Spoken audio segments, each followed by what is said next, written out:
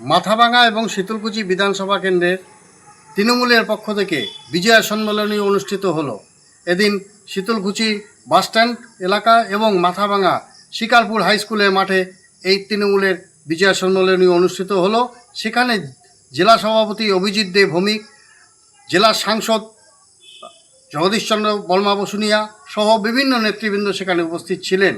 মূলত এদিন সাংসদ জগদীশচন্দ্র বর্মা বসুনিয়া বলেন, আগামী 26-এর বিধানসভা নির্বাচনে বিজেপি যাতে কোনো বুথে এজেন্ট দিতে না পারে তার জন্য যা করার তাই করতে বললেন এবং বললেন তাদের পাশে দল সবসময় রয়েছে। এদিন বিধানসভার এই বিজয়ায়ন সম্মেলনীতে বিভিন্ন অঞ্চল থেকে প্রচুর মানুষ ভিড় জমান। রবিবার বিকেল 5:30 নাগাদ মাথাভাঙ্গা 1 নম্বর ব্লক ও শীতলকুচি ব্লকে তৃণমূলের পক্ষ থেকে বিজয়া সম্মেলনী অনুষ্ঠিত হলো। যেদিন শীতলকুচি বাস স্ট্যান্ড ও মাথাভাঙ্গা শিকারপুর হাই স্কুলের মাঠে এই বিজয়া সম্মেলনীতে উপস্থিত ছিলেন কোচবিহারের সাংসদ জগদীশচন্দ্র বর্মা বসুনিয়া, তৃণমূলের জেলা চেয়ারম্যান গিরীন্দ্রনাথ বর্মন, জেলা সভাপতি অভিজিৎ ভৌমিক, প্রাক্তন মন্ত্রী হিতেন বর্মন প্রমুখ। এদিন সভার মাধ্যমে আগামী 2026 সালে বিধানসভা নির্বাচনে তৃণমূল কর্মীকে এগিয়ে আসতে হবে এবং আগামী বিধানসভা নির্বাচনে তৃণমূলকে প্রতিটি কেন্দ্রে জয়ী করতে হবে। জেলা সভাপতি অভিজিৎ ভৌমিক বলেন, বিজেপি বাংলা ও বাঙালি বিদ্বেষী, তাই বিজেপিকে উৎখাত করতে হবে। তাই মমতা বন্দ্যোপাধ্যায়ের হাত শক্ত করতেই বিধানসভায় তৃণমূলকে জয়ী করতে এগিয়ে আসার আহ্বান জানান। রাবণ বধের মেলা উদ্বোধন হলো, চাঁদামারিতে হলো, পুটিমারি ফুলের শহীদে হলো, রাবণ বধ, সেটা একটা বড় উৎসব। কিসের জন্য?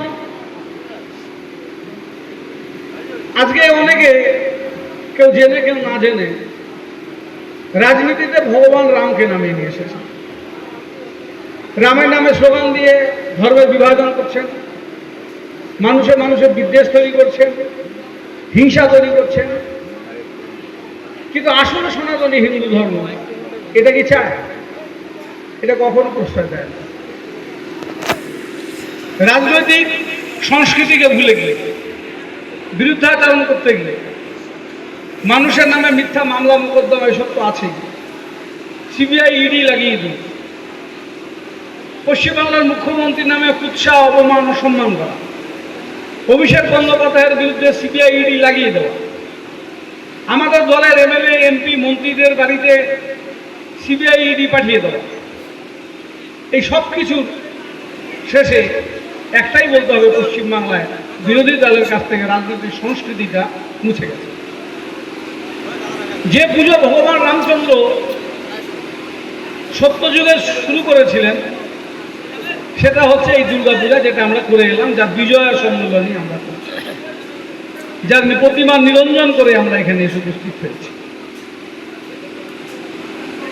কথা আছে যে সত্যযুগে ভগবান রামচন্দ্র যখন সীতাকে অপহরণ করে নিয়ে গেল রাবণ, উনি পরাক্রমী হনুমানকে পাঠিয়েছিলেন সীতা কোথায় আছে খোঁজ করার জন্য।